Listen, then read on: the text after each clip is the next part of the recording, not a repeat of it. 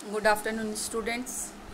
जैसा कि तीसरा दृश्य में हम लोग ने देखा कि किस तरह टीचर आकर के लक्ष्मी को प्रोत्साहित करती है कि वो उनके खिलौनों को अपने विद्यालय में लगे हुए मेले में बेचने का प्रयत्न करेंगी और अपने विद्यार्थियों से कहेगी कि वो यहाँ से आकर के खिलौने खरीद लें। बड़े खिलौने 5 रुपये में और छोटे खिलौने 2 रुपये में।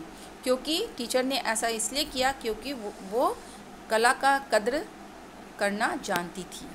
तो हम लोग आगे की ओर बढ़ते हैं। चौथे दृश्य में किशन घर आता है। घर में अपने लिए नई खाट और सामान देखकर दंग रह जाता है।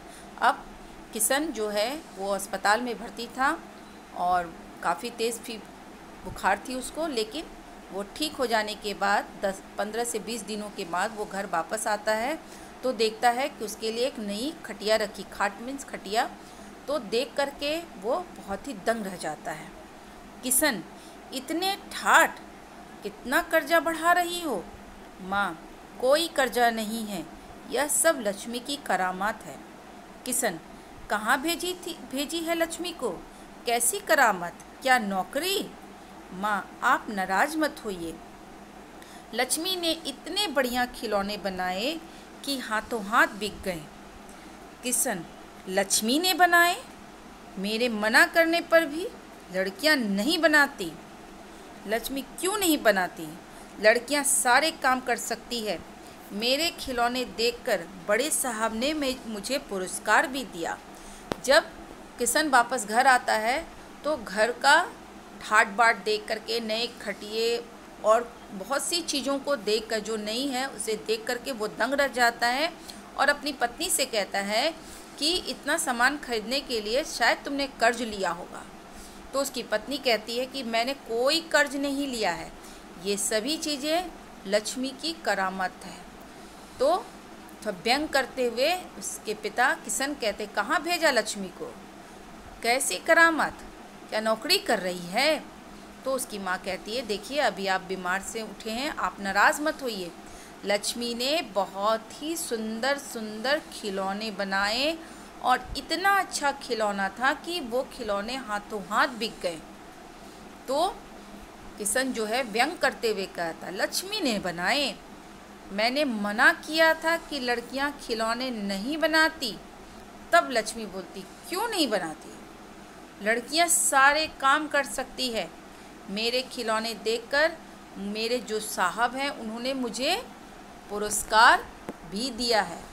तो आप लोग जानते हैं ना कि लड़की हर काम कर सकती है, हैं? आजकल के युग में पढ़ाई में लड़कियां बहुत अव्वल आ रही है, लड़कों को पीछे छोड़ते के हुए आगे बढ़ रही है। तो हर क्षेत्र में लड़कियां लड़कों से बेहतर कर रही है। तो किशन, कौन बड़ा साहब? लक्ष्मी, कचहरी के बड़े साहब और टीचर जी ने भी दिया है। कह रही थी कि वे मुझे वजीफ़ा भी दिलाएंगी। आपकी मूर्तियाँ सरकारी दुकान के लिए और हमारे खिलौने बिकवाने का इंतज़ाम भी करेगी। वे कह रही थी इन्हें तो विदेश भेजा जा सकता है। तो किशन कहता, कौन साहब तुमको इनाम दिए हैं? तो कह रहा है कचहरी के बड़े साहब में, कोर्ट में जो साहब रहते हैं, बड़े साहब और टीचर जी ने।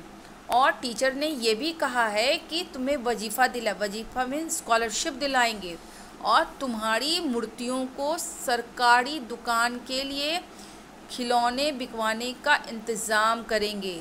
और मेरी टीचर मेरी कला से इतना खुश हो गई कि वह कहती है कि वो तुम्हें विदेश, तुम्हारे खिलौने को मैं विदेश भी भेजा करूँगी। माँ, और बड़े साहब भी आए थे, कह रहे थे लक्ष्मी अपने पिता से सीखना। किशन, अरे वह जो बड़े साहब? तभी बच्चों के साथ टीचर आती है। तो माँ ने क्या कहा कि साहब घर आए थे और कह रहे थे कि लक्ष्मी तुम अच्छा बनाती हो, लेकिन पिता से और सीख लेना।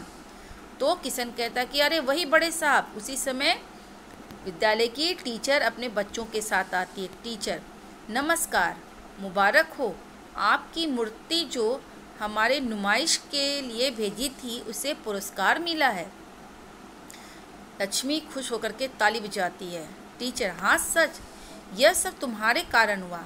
तुम्हारी गुड़िया कलेक्टर साहब को बहुत पसंद आई और उन्होंने तुम्हें अपने बापू से सीखने के लिए कहा है। लक्ष्मी, मैं कैसे सीखूंगी, यह तो हाथ भी नहीं लगाने देते।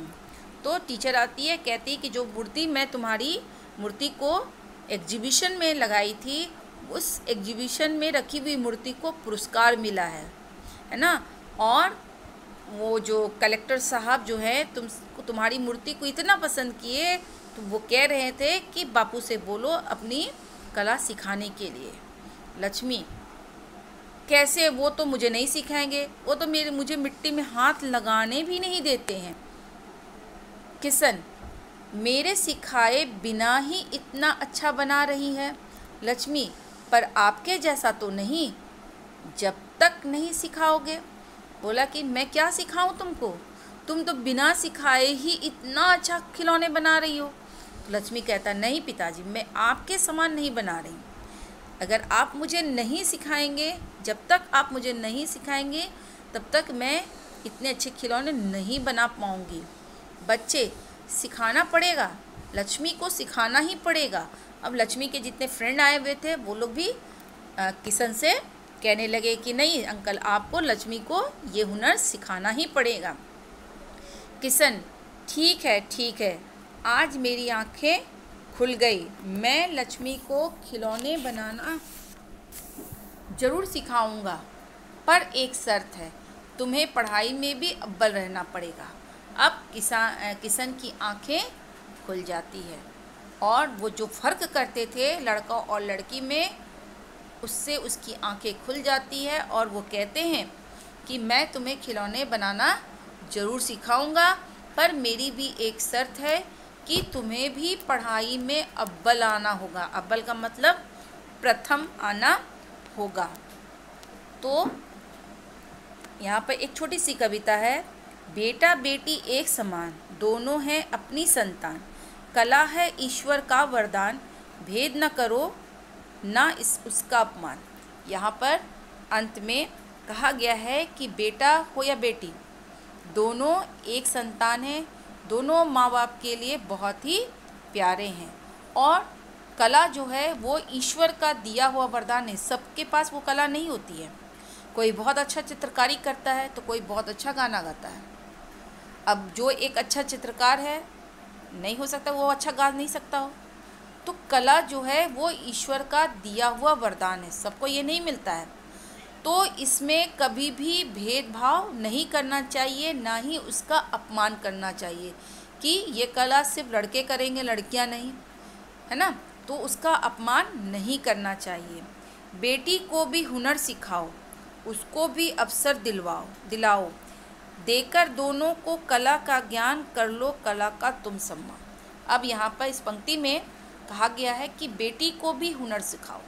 आज हम लोग जिस 21वीं सदी में जी रहे हैं, आज के युग में लड़कियां हर कदम पर, हर मोड़ पर आपको अपने हुनर के द्वारा आश्चर्यचकित करती जा रही है। और इसके लिए हमारे जो है माता पिता, हमारे पेरेंट्स भी जागरूक हो गए हैं। पहले ज़माने में जो पेरेंट्स थे अपनी बेटियों को घर से बाहर जाने नहीं देते थे, लेकिन आज